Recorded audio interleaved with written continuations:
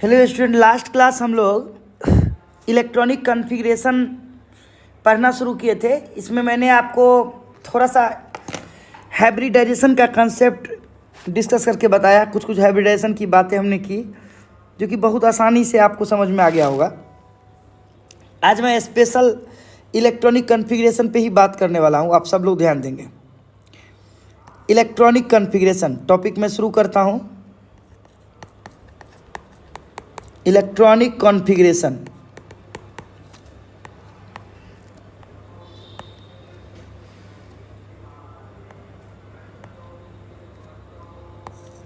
Electronic configuration ध्यान, चलिए कोशिश करते हैं समझाने का। आप लोग को ध्यान दीजिएगा सब लोग। मेरा कहना है कि अभी तक जो बात मैंने आपको समझाया था, सबसे पहला प्रश्न आता है।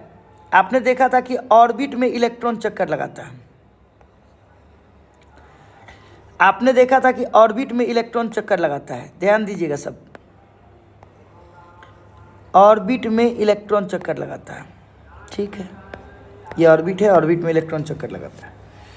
प्रश्न ये है कि ऑर्बिट में इलेक्ट्रॉन चक्कर लगाता है, लेकिन वास्तव में क्या होता है जानते हैं? ऑर्बिट में सब ऑर्बिट होता है। सब ऑर्बिट, सब ऑर्बिट में ऑर्बिटल होता है, और ऑर्बिटल में इलेक्ट्रॉन रहता है। इलेक्ट्रॉन रहता है ऑर्बिट में। सब ऑर्बिट, सब ऑर्बिट में ऑर्बिटल, और ऑर्बिटल में इलेक्ट्रॉन। ऑर्बिट के अंदर होता है सब ऑर्बिट। जैसे आपने कहा कि ये ऑर्बिट है, ऑर्बिट है, ये ऑर्बिट है।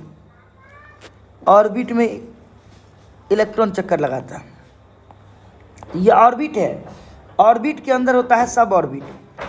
ऑर्बिट के अंदर सब ऑर्बिट होता है, सब ऑर्बिट के अंदर ऑर्बिटल होता है, और ऑर्बिटल में इलेक्ट्रॉन रहता है। इस बात को कैसे समझा जाए? तो इस बात को ऐसे समझिए कि यदि ऑर्बिट को एक बिल्डिंग बोले, अगर ऑर्बिट को एक बिल्डिंग बोले तो सब ऑर्बिट उसका फ्लोर हो गया। और सब ऑर्बिट को अगर फ्लोर बोले तो ऑर्बिटल रूम हो गया, और ऑर्बिटल को रूम बोले तो इलेक्ट्रॉन वो आदमी हो गया जो रूम में रहता है। यानी ऐसे सोचो, बिल्डिंग के अंदर फ्लोर, फ्लोर के अंदर रूम, रूम के अंदर आदमी। ऑर्बिट को एक बिल्डिंग बोलो, सब ऑर्बिट हो गया फ्लोर। सब ऑर्बिट को फ्लोर बोलो तो ऑर्बिटल हो गया रूम, और ऑर्बिटल को रूम बोलो तो इलेक्ट्रॉन हो गया आदमी। समझ में आया बात आपको? यानी ऑर्बिट के अंदर सब ऑर्बिट, सब ऑर्बिट के अंदर ऑर्बिटल, ऑर्बिटल के अंदर इलेक्ट्रॉन। समझ में आ रहा बात आपको? तो आप कहते हो ना कि इस बिल्डिंग में आदमी रहता है, लेकिन बिल्डिंग में आदमी कहाँ रहता है? बिल्डिंग में आदमी कहाँ रहता है? फ्लोर पे।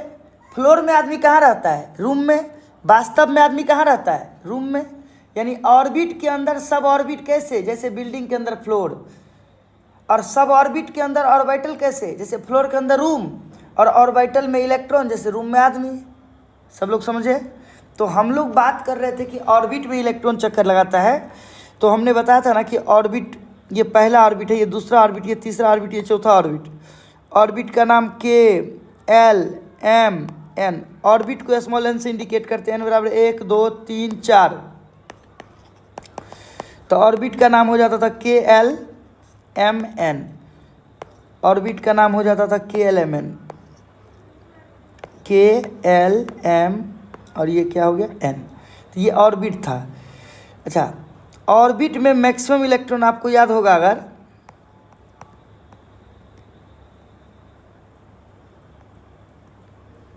ऑर्बिट में मैक्सिमम इलेक्ट्रॉन,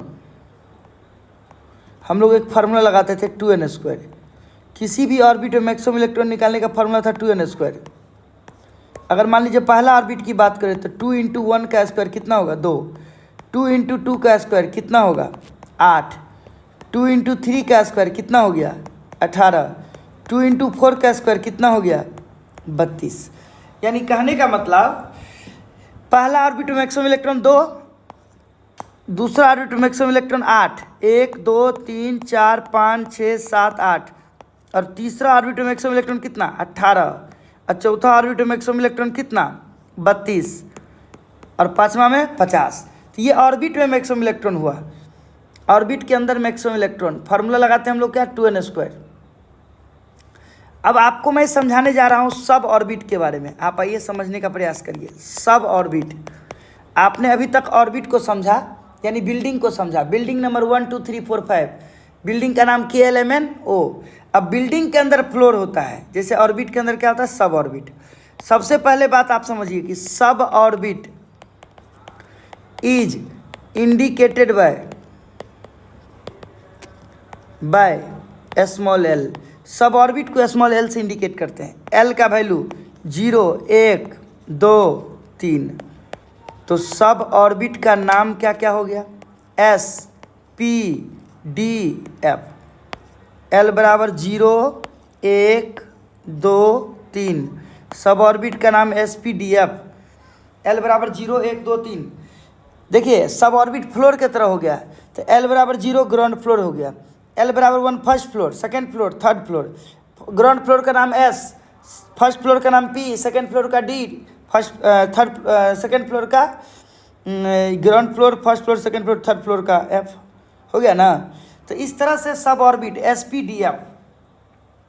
अगर मैं यहीं पे एक चीज़ बता दूं आपको, सब ऑर्बिट में मैक्सिमम इलेक्ट्रॉन, सब ऑर्बिट में मैक्सिमम इलेक्ट्रॉन 4l+2 फार्मूला से निकालते हैं। 4l+2 ऑर्बिट में मैक्सिमम इलेक्ट्रॉन निकालने का फार्मूला क्या था, 2n²। और सब ऑर्बिट में मैक्सिमम इलेक्ट्रॉन निकालने का फार्मूला क्या है, 4l+2। एल बराबर 0, 4 × 0+2 क्या निकल गया, 2। 4 × 1+2, 4 × 4 2 6। 4 × 2+2, 4 2 8 2 10। 4 × 3+2, 4 3 12 2 14। यानी सब ऑर्बिट में मैक्सिमम इलेक्ट्रॉन 2 6 10 14। एस में मैक्सिमम इलेक्ट्रॉन 2, पी में 6, डी में 10, एफ में 14।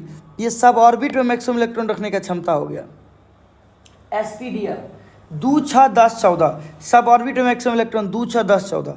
अब ऐसे सोचो तो आप लोग, जैसे n बराबर 1 2 3 4 ऑर्बिट का नाम KLMN। जैसा कि हमने कहा ऑर्बिट के अंदर होता है सब ऑर्बिट। पहला ऑर्बिट में एक ही सब ऑर्बिट होता है, सिर्फ S। दूसरा ऑर्बिट में 2 सब ऑर्बिट SP, तीसरा में 3 सब ऑर्बिट SPD, चौथा में 4 सब ऑर्बिट SPDF। यानी पहला बिल्डिंग में के गो फ्लोर है, सिर्फ ग्राउंड फ्लोर। दूसरा बिल्डिंग में 2 floor, ground floor first floor. तीसरा बिल्डिंग में 3 floor, ground floor first floor second floor. चौथा बिल्डिंग में ground floor first floor second floor third floor. पहला ऑर्बिट में सिर्फ S, दूसरा में SP, तीसरा में SPD, चौथा में SPDF और पांचवा में SPDF जी। इस तरह से ऑर्बिट के अंदर क्या होता है, सब ऑर्बिट। ऑर्बिट के अंदर क्या होता है, सब ऑर्बिट। ओके, अब इस बात को थोड़ा सा आगे बढ़ाइए, देखिए सुनिए। n बराबर 1 2 3 4 ऑर्बिट का नाम KLMN। ऑर्बिट के अंदर हमने कहा होता है सब ऑर्बिट। पहला ऑर्बिट में S, दूसरा में SP, तीसरा में SPD, चौथा में SPDF। अब K में मैक्सिमम इलेक्ट्रॉन कितना था, 2। इसमें कितना है, 8 18 और इसमें कितना था, 32। पहला बिल्डिंग का नाम K, बिल्डिंग में 2 आदमी और एक ही को फ्लोर, तो दोनों आदमी इसी फ्लोर पर रहेगा। दूसरा बिल्डिंग का नाम L, इसमें 8 आदमी, 2 आदमी ग्राउंड फ्लोर पे रहने का जगह है, तो 6 आदमी कहाँ रहेगा, फर्स्ट फ्लोर पे। जिस तरह से बिल्डिंग का आदमी फ्लोर में बटा हुआ रहता है, इसी तरह से ऑर्बिट का इलेक्ट्रॉन सब ऑर्बिट में बटा हुआ रहता है। जैसे इस तीसरा बिल्डिंग में 18 आदमी है, तो 2 आदमी ग्राउंड फ्लोर पे, 6 आदमी फर्स्ट फ्लोर पे, 10 आदमी सेकंड फ्लोर पे। 32 आदमी है, तो 2 6 10 14। इस तरह से ऑर्बिट का इलेक्ट्रॉन सब ऑर्बिट में बटा हुआ रहता है। ऑर्बिट का इलेक्ट्रॉन सब ऑर्बिट में बटा हुआ रहता है। जैसे बिल्डिंग का आदमी फ्लोर में बटा हुआ रहता है, इसी तरह से ऑर्बिट का इलेक्ट्रॉन सब ऑर्बिट में बटा हुआ रहता है। अब यहाँ सुनिए, n बराबर 1 2 3 4 ऑर्बिट का नाम हो गया KLMN। अब ऑर्बिट के अंदर होता है सब ऑर्बिट, जैसा कि मैंने आपको समझाया अभी। S, SP, SPD, SPDF। अच्छा, इसमें मैक्सिमम इलेक्ट्रॉन 2, इसमें 6, 2 6 10, 2, 6, 10, 14। सोचो, ये पहला ऑर्बिट का सब ऑर्बिट है ना, यहाँ 1 लगा देते हैं। ये दूसरा ऑर्बिट का सब ऑर्बिट यहाँ 2 लगा देते हैं। ये तीसरा ऑर्बिट का सब ऑर्बिट यहाँ 3 लगा देते हैं। और ये चौथा ऑर्बिट का सब ऑर्बिट यहाँ 4 लगा देते हैं। अब बात पे विचार करिए, यानी यदि कहीं लिखा हुआ मिलेगा 2s2, तो ये जो 2 है ये ऑर्बिट को रिप्रेजेंट करता है कि दूसरा ऑर्बिट। s यहाँ पे सब ऑर्बिट को रिप्रेजेंट करता है, s नाम का सब ऑर्बिट। और ये जो 2 है वो इलेक्ट्रॉन को रिप्रेजेंट करता है, 2 इलेक्ट्रॉन। दूसरा ऑर्बिट के s नाम के सब ऑर्बिट में 2 इलेक्ट्रॉन, दूसरा ऑर्बिट के s नाम के सब ऑर्बिट में 2 इलेक्ट्रॉन। कहीं लिखा हुआ है 3d10, तो ये जो 3 है ये ऑर्बिट को रिप्रेजेंट करता है। और ये जो d है ये सब ऑर्बिट को रिप्रेजेंट करता है, सब ऑर्बिट। और ये जो 10 है ये इलेक्ट्रॉन को रिप्रेजेंट करता है। तीसरा ऑर्बिट के d नाम के सब ऑर्बिट में 10 इलेक्ट्रॉन। समझ रहे हैं बात को? तो इस तरह से हम लोग बात कर रहे हैं कि यहाँ से समझ में ये आ रहा है कि पहला ऑर्बिट में क्यों सब ऑर्बिट सिर्फ 1s2, दूसरा में 2 सब ऑर्बिट 2s2 और 2p6, तीसरा में 3 सब ऑर्बिट 3s2, 3p6, 3d10, चौथा में 4 सब orbit 4s2, 4p6, 4d10, 4f14, पाँचवा में 5 सब orbit 5s2, 5p6, 5d10, 5f14, 5g18। इस तरह से छठा ऑर्बिट होगा तो 6s2, 6p6, 6d10, सातवां होगा तो 7s2, 7p6, 7d10 और आठवां होगा तो 8s2। यानी ऑर्बिट के अंदर सब ऑर्बिट होता है। ऑर्बिट के अंदर क्या होता है? सब ऑर्बिट। अब एक ट्रिक मैं आपको समझाऊंगा, इस ट्रिक को आप लोग बारीकी से समझिएगा। देखिए, हमेशा P के बाद अगला S आएगा। हमेशा P के बाद अगला S आएगा। जब S आएगा तो विचार करेंगे,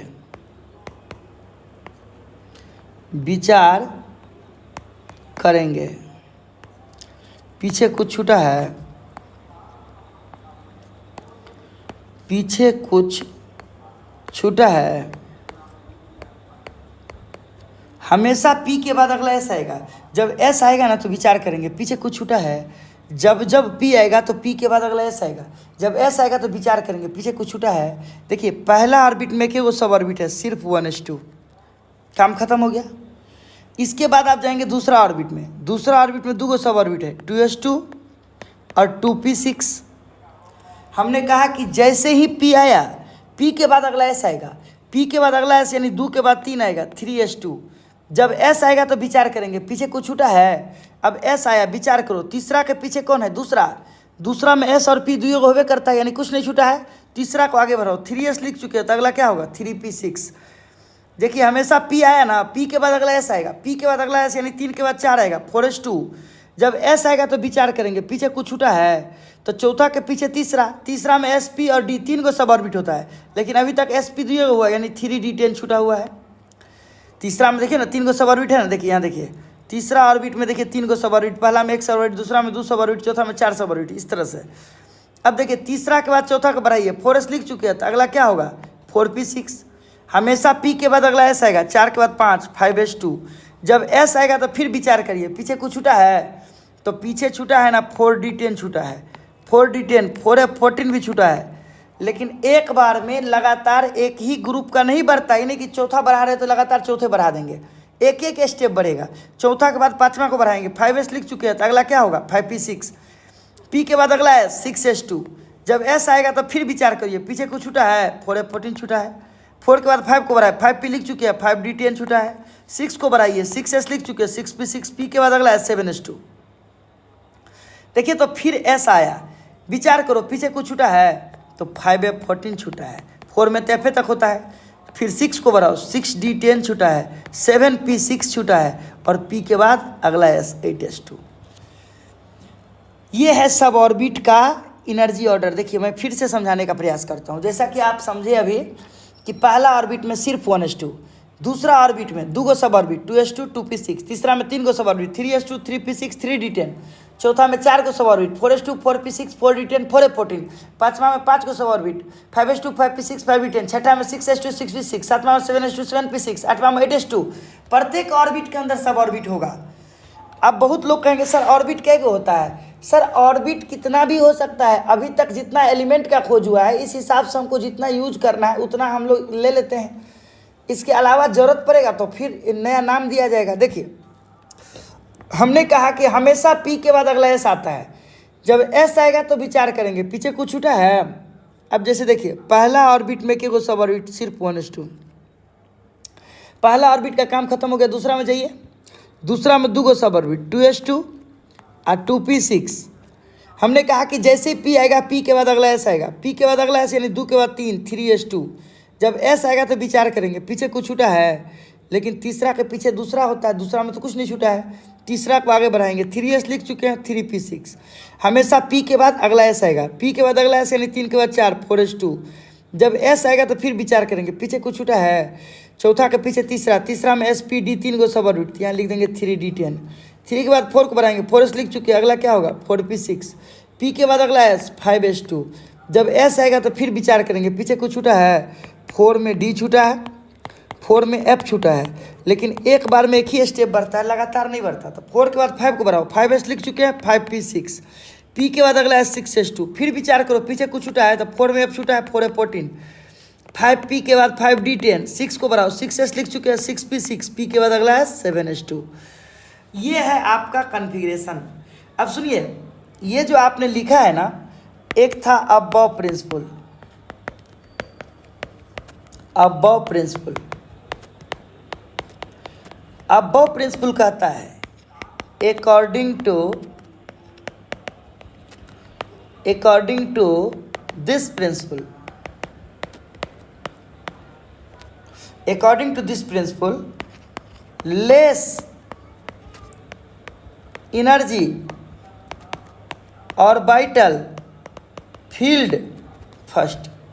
अबव प्रिंसिपल क्या कहता है कि जिस ऑर्बिटल का एनर्जी सबसे कम हो ना, इसमें इलेक्ट्रॉन पहले भरते हैं।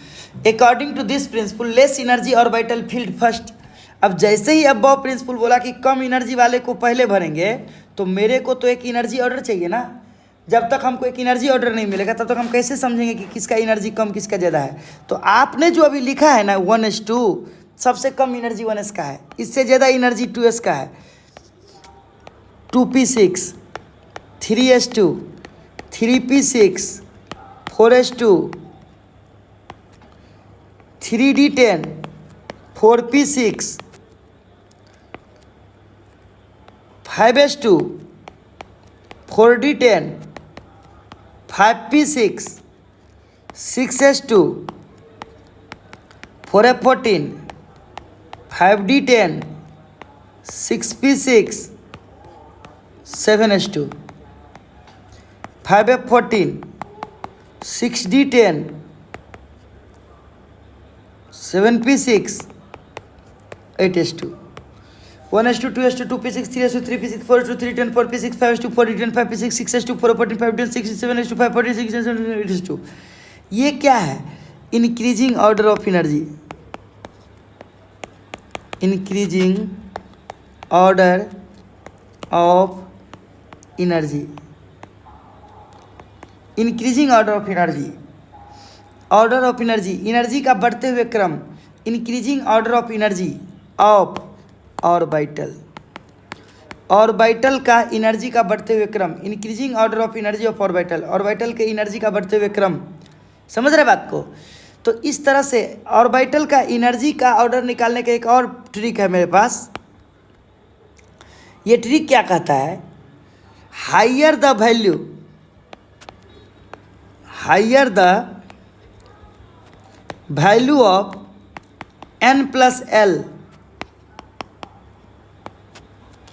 Higher will be the energy. जिसका n+l वैल्यू ज़्यादा उसका एनर्जी ज़्यादा। In case of same n+l value, अगर n+l वैल्यू सेम हो जाए then higher orbit number has higher energy, higher orbit number has higher energy. अब जैसे मान लीजिए एक क्वेश्चन मैं आपके सामने रखता हूँ, जैसे मान लीजिए हमको दे दिया 3s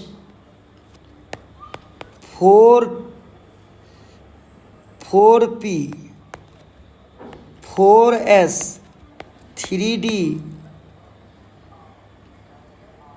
5s, इन सब में हमको बोल दिया क्या, increasing correct order of increasing energy,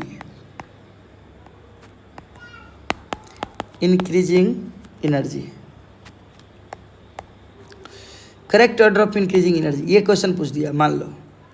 तो हम लोग क्या करेंगे, आप तो आपके पास एक ऑप्शन है 1s2 2s2 2p6 3s2 3p6 4s2 3d10 4p6 5s2 4d10, इस तरह से ऑप्शन है। तो आप पहले देखिए 3s यहाँ पे है, 4p देखिए कहाँ पे है, 4p यहाँ पे है, 4s कहाँ गया, 4s यहाँ पे है, 3d कहाँ गया, 3d यहाँ पे है, अब 5s कहाँ गया, यहाँ पे है। देखिए एनर्जी का बढ़ते हुए क्रम है, इंक्रीजिंग ऑर्डर। तो सबसे ज़्यादा एनर्जी किसका हो गया, 5s का, इससे कम किसका हो गया 4p का, इसके बाद 3d का, और सबसे कम किसका हो गया 4s का, और इससे कम भी किसका हो गया 3s का। ये है एनर्जी ऑर्डर। इस क्वेश्चन को बनाने का एक और तरीका देखिए, आपको बता दूं कि जैसे मान लीजिए मेरे पास 3s था, इसके लिए n+l निकालो, ऑर्बिट प्लस सब ऑर्बिट, ऑर्बिट नंबर क्या है 3, और s के लिए l बराबर क्या होता है 0, ये हो गया n+l वैल्यू 3 हो गया। इसके बाद 4s देखिए, n+l निकालिए, n बराबर क्या है 4, s के लिए l बराबर 0, ये क्या हो गया 4। 4s के बाद 3d देखिए, n+l निकालिए, n बराबर कितना है 3, d के लिए spd 0 1 2, 3 + 2 कितना हो गया 5। 4p को पकड़िए, n+l निकालिए, n बराबर कितना है 4 0 1, p के बराबर 1, ये कितना हो गया 5। 4p क्या क्या निकल गया 3s 4s 3d 4p 5s। अब 5s का निकालिए, n+l निकालिए, 5 + 0 कितना निकल गया 5। बताओ n+l वैल्यू सबसे ज़्यादा किसका आ रहा है 5 आ रहा है, तो 5 आ रहा है, तो 5 देखिए तीनों का 5 आ रहा है, तो उसमें जिसका ऑर्बिट नंबर ज़्यादा उसका एनर्जी ज़्यादा हो जाएगा। जैसे तीनों का 5 आ रहा है ना, तो सबसे ज़्यादा ऑर्बिट नंबर 5वां ऑर्बिट का हो गया, तो 5s का एनर्जी सबसे ज़्यादा हो गया, फिर 4p का हो गया, फिर 3d का हो गया, इसके बाद 4s का हो गया, इसके बाद 3s का हो गया। ये इंक्रीजिंग ऑर्डर ऑफ एनर्जी है, इंक्रीजिंग ऑर्डर ऑफ एनर्जी, ये एनर्जी का इंक्रीजिंग ऑर्डर हो गया ऑफ ऑर्बिटल, ये ऑर्बिटल का एनर्जी का इंक्रीजिंग ऑर्डर हो गया। कुछ नहीं समझे आप, समझ रहे हैं आप, तो ये ऑर्बिटल का एनर्जी ऑर्डर हो गया कि कैसे इंक्रीज करेगा एनर्जी। अब प्रश्न क्या है, अब अगला प्रश्न पे आइए आप सुनिए। अब हमसे कॉन्फ़िगरेशन पूछ रहा है, जैसे मान लीजिए हमने हाइड्रोजन का कॉन्फ़िगरेशन पूछा, हाइड्रोजन का एटॉमिक नंबर कितना होता है 1, तो उसके पास कितना इलेक्ट्रॉन है 1 इलेक्ट्रॉन है। तो आपको अब बॉब प्रिंसिपल कहता है कि सबसे पहले इलेक्ट्रॉन कहाँ भरना है, जिसका एनर्जी सबसे कम है, सबसे कम एनर्जी 1s का है, उसमें 1 इलेक्ट्रॉन भर दीजिए। हालांकि क्षमता वहाँ 2 तक है, लेकिन हमको तो 1 ही इलेक्ट्रॉन भरना है, तो 1 इलेक्ट्रॉन भर दिए 1s1, यानी हाइड्रोजन का कॉन्फ़िगरेशन हो गया 1s1। जैसे मान लीजिए हीलियम का एटॉमिक नंबर 2, इसका कॉन्फ़िगरेशन करना है, तो आप लिख दीजिए 1s2। जब तक कम एनर्जी वाला नहीं भरेगा तब तक ज़्यादा में आपको नहीं जाना है। जैसे लिथियम का 3 होता है, तो पहले कम एनर्जी वाला में 2 से ज़्यादा रख नहीं सकते 1s में, तो 1s2 हो गया, लेकिन आपको 3 आदमी एडजस्ट करना है, तो 1s2 के बाद क्या आता है 2s, तो 2 यहाँ रख दिए, अब 1 यहाँ रखेंगे 1s2 2s1। बेरिलियम का एटॉमिक नंबर कितना होता है 4, 1s2 2s2, अब 2p में नहीं हो गया, 2s तक ही चाहिए था आपको। अब देखिए सपोज करिए हमको आ गया फ्लोरीन 9 का कॉन्फ़िगरेशन करने के लिए, तो 1s2 और 2s2, 4 आदमी एडजस्ट हो गया, 2s के बाद आप 2p में जाना पड़ेगा। p में क्षमता कितना होता है 6, लेकिन 9 पुराना है, 2 2 4, यहाँ 5 रखिए 9 पुर गया, फ्लोरीन का कन्फिग्रेशन हो गया। जैसे मान लीजिए सोडियम 11 का कन्फिग्रेशन करना है तो 1s2 2s2 2p6, अब 2 2 4 6 10 आदमी एडजस्ट हो गया। 2p के बाद आता है 3s1, 11 आदमी हो गया। जैसे मान लीजिए क्लोरीन 17 का कन्फिग्रेशन करना है 1s2 2s2 2p6 3s2 और 3p, 2 2 4 6 10 2 12 12 5 17। जैसे मान लीजिए पोटासियम 19 का कन्फिग्रेशन करना है 1s2 2s2 2p6 3s2 3p6 और 4s1, 2 2 4 6 10 2 12 6 18 19 हो गया। जैसे मान लीजिए टाइटेनियम 22 का कन्फिग्रेशन करना है 1s2 2s2 2p6 3s2 3p6 4s2 3d2, 2 2 4 6 10 2 12 6 18 2 20 2 22 हो गया कन्फिग्रेशन। जैसे मान लीजिए हमको जिंक 30 का कन्फिग्रेशन करना है, कर दीजिए आप 1s2 2s2 2p6 3s2 3p6 4s2 और 3d10। तो इस तरह से आप किसी का भी कन्फिग्रेशन कर सकते हैं। बस कंडीशन यही है ना कि पहले आपको अबव प्रिंसिपल को फॉलो करना है और एनर्जी के बढ़ते हुए क्रम में इलेक्ट्रॉन को फिल करना है। ठीक है, एक और देखिए कन्फिग्रेशन का style, helium, neon, argon, krypton, xenon और रेडन। देखिए ये है इनर्ट गैस। हीना, नीना और करीना की जीरोक्स रानी, इसको हम लोग पढ़ते हैं, इसको बोलते हैं इनर्ट गैस। इनर्ट गैस या फिर उसको कोई नोबल गैस भी बोल सकते हैं हम लोग, इनर्ट गैस या नोबल गैस। हीलियम का एटॉमिक नंबर 2 होता है, नियॉन का एटॉमिक नंबर 10, आर्गन का एटॉमिक नंबर 18, क्रिप्टन का 36, जेनन का 54 और रेडन का एटॉमिक नंबर क्या होता है 86। अब जैसे मान लीजिए हमको कोई आदमी बोला क्या सल्फर 16 का कन्फिग्रेशन करना है, तो आपने क्या किया 1s2 2s2 2p6 3s2 और 3p4 कर लिया, 2 2 4 6 10 12 4 16। अब ये सोचिए अगर 16 के कन्फिग्रेशन में इतना स्पेस लगा तो अगर कोई 50 का बोलता तो कितना जगह लगता है, और जगह लगता। तो दिमाग लगाया गया कि 16 से छोटा इनर्ट गैस कौन सा है 10, तो 10 गिनिए 2 2 4 अच्छे 10। तो बोला इतना के बदले में खाली नियॉन लिख दो। तुम यहाँ नियॉन लिख दिए तो इतना लिखा गया, इसके बाद क्या बचा 3s2 और 3p4, तो 10 2 12 4 16 हो गया सल्फर 16 का कन्फिग्रेशन। जैसे मान लो कोई आदमी बोला कि Fe26 का कन्फिग्रेशन करना है, तो ऐसे कन्फिग्रेशन करेगा तो 1s2 2s2 2p6 3s2 3p6 4s2 और 3d6, 1s2 2s2 2p6 3s2 3p6 4s2 3d6, 2 2 4 6 10 2 12 6 18 2 20 26 हो गया। 26 से छोटा इनर्ट गैस कौन सा आता है 18, आर्गन। 2 2 4 6 10 2 12 6 18, बोला कि इतना तक में आर्गन लिख दो, यहाँ से यहाँ तक आर्गन आ जाएगा। 18 नहीं लिखना है, 18 के बदले में इतना आर्गन लिख देना है। और इसके बाद 4s2 बच रहा है और 3d6 बच रहा है, हो गया कन्फिग्रेशन। Fe26 का कन्फिग्रेशन हो गया इस तरह से, आर्गन 4s2 3d6। तो आपको कन्फिग्रेशन जब भी करना है तो इसे जस्ट छोटा इनर्ट गैस जो है वो लेना है और उसके बाद वाला कन्फिग्रेशन क्लियर कर देना है। बात समझ रहे हैं कि नहीं समझ रहे हैं? अब अगला पॉइंट मैं आपको समझाता हूँ एक इंपॉर्टेंट बात कि डायरेक्ट कैसे लिखेंगे। जैसे हीलियम ले लिए ब्रैकेट में, तो हीलियम को ब्रैकेट में लेने का मतलब हो गया कि हीलियम का एटॉमिक नंबर होता है 2, 2 का इलेक्ट्रॉनिक कन्फिग्रेशन होता है 1s2। अगर हीलियम को ब्रैकेट में ले लिया मतलब 1s2 लिखा गया। अब 1s2 के बाद क्या आता है 2s2, और 2s2 के बाद क्या आता है 2p6। हमेशा p के बाद अगला s आएगा, तो अगला s का शुरुआत अगला इनर्ट गैस से करेंगे, यानी नियॉन से करेंगे। 2 के बाद 3 3s2 3p6, हमेशा p के बाद अगला s आएगा, अगला s का शुरुआत अगला इनर्ट गैस से करेंगे आर्गन से। 3 के बाद 4 4s2, फिर विचार करो पीछे कोई छूटा है 3d10 4p6, हमेशा p के बाद अगला s आएगा, आर्गन के बाद क्रिप्टन से शुरू करेंगे 5s2, फिर विचार करिए पीछे कुछ छूटा है 4d10 5p6, हमेशा p के बाद अगला s आएगा, क्रिप्टन के बाद जेनन से शुरू करेंगे, जेनन के बाद 6s2 4f14 5d10 6p6, p के बाद अगला s रेडन से शुरू करेंगे, रेडन, रेडन के बाद क्या आएगा 7s2 5f14 6d10 और 7p6। अब देखिए आप यहाँ सुनिए, हीलियम का एटॉमिक नंबर 2 होता है, नियॉन का एटॉमिक नंबर 10 होता है, आर्गन का एटॉमिक नंबर 18 होता है, क्रिप्टन का 36 होता है, जेनन का 54 होता है और रेडन का एटॉमिक नंबर क्या होता है सर? 86 होता है। अब सोचिए, हीलियम के बाद हमेशा 2s2 2p6 आएगा, नियॉन के बाद 3s2 3p6 आएगा, आर्गन के बाद 4s2 3d10 4p6 आएगा, क्रिप्टन के बाद 5s2 4d10 5p6 आएगा, जेनन के बाद 6s2 4 14 5d10 6p6 आएगा, रेडन के बाद 7s2 5 14 6d10 7p6 आएगा।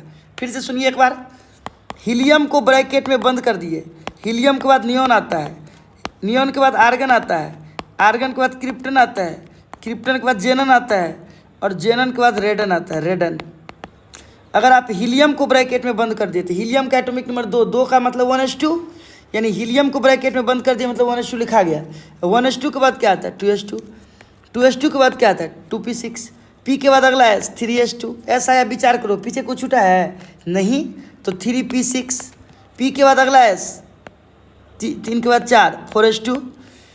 ऐसा है, विचार करो, पीछे कुछ छूटा है 3d10 4p6, p के बाद अगला है 5s2।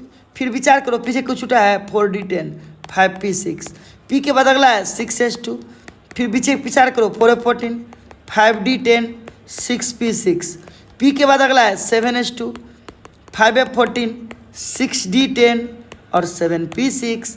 इस तरह से कन्फिग्रेशन है। जैसे मान लीजिए हमको बोल दिया फ्लोरीन 9 का कन्फिग्रेशन करने के लिए। अब 9 से छोटा इनर्ट गैस कौन है? आपको पता है हीलियम का एटॉमिक नंबर 2 होता है, लेकिन नियॉन का एटॉमिक नंबर 10 होता है, आर्गन का एटॉमिक नंबर 18 होता है, क्रिप्टन का 36 होता है, जेनन का 54 होता है और रेडन का क्या होता है? 86 होता है। अब तो 9 से छोटा कौन बचा? हीलियम। हीलियम को ब्रैकेट में बंद कर दिया मतलब 2 लिखा गया, क्योंकि हीलियम का एटॉमिक नंबर 2 होता है। और हीलियम के बाद आता है 2s2 और 2p6, तो तुमको 9 पुराना है, 2 तो हीलियम हो गया और 2 यहाँ हो गया 4, अब 5 यहाँ रख दो तो 9 हो गया, यानी हीलियम के बाद 2s2 2p5। जैसे मान लीजिए हमको सोडियम 11 का कन्फिग्रेशन करना है। 11 से छोटा इनर्ट गैस कौन आएगा? नियॉन। नियॉन का एटॉमिक नंबर कितना होता है बच्चों? 10। नियॉन के बाद 3s1, 10 1 11, 10 ही हो गया, एक यहाँ हो गया, 11 हो गया। मान लीजिए हमको कैल्शियम 20 का कन्फिग्रेशन करना है, तो 20 से छोटा इनर्ट गैस कौन सा होता है? आर्गन। आर्गन के बाद 4s2 18 2 20 हो गया। जैसे मान लीजिए Mn25 का कन्फिग्रेशन करना है, 25 से छोटा इनर्ट गैस कौन सा आएगा? आर्गन। आर्गन मतलब 18, 18 के आर्गन के बाद 4s2 आता है, 3d10 आता है, 18 2 20 अब 5 25 हो गया कन्फिग्रेशन। जैसे मान लीजिए निकेल 28 का कन्फिग्रेशन करना है, आर्गन आएगा पीछे इनर्ट गैस, आर्गन 28 से छोटा, आर्गन के बाद 4s2 3d 18 2 20 8 28, 18 आर्गन हो गया और 2 यहाँ 20 8 28 हो गया। किसी का भी कन्फिग्रेशन देख लो ना, जैसे रूबीडियम 37 का कन्फिग्रेशन करना है, 37 से छोटा इनर्ट गैस कौन आएगा? क्रिप्टन। क्रिप्टन का मतलब 36, क्रिप्टन के बाद 5s1 37 हो गया। जैसे Zr40 का कन्फिग्रेशन मान लो करना है, तो क्रिप्टन 36 हो गया, क्रिप्टन के बाद 5s2 अब 4d2 36 4 40 हो गया। Sn50 का कन्फिग्रेशन मान लो करना है, तो क्रिप्टन के बाद 5s2 4d10 और 5p 36 37 38 48 2 50। तो इस तरह से किसी का भी इलेक्ट्रॉनिक कन्फिग्रेशन करना है इनर्ट गैस के आधार पे तो आप आसानी से कर सकते हैं। ये था सबऑर्बिट वाइज कन्फिग्रेशन जो मैंने आज आपको बताया। आज के लिए इतना ही रहने देते हैं, अगले क्लास में हम लोग फिर कंटिन्यू करेंगे। आप लोग टेंशन मत लीजिए, आप लगातार सारा वीडियो देखिए सिस्टमेटिक, और अगले क्लास में फिर मैं नए वीडियो के साथ आपके साथ आऊँगा। तब तक के लिए जय हिंद जय भारत।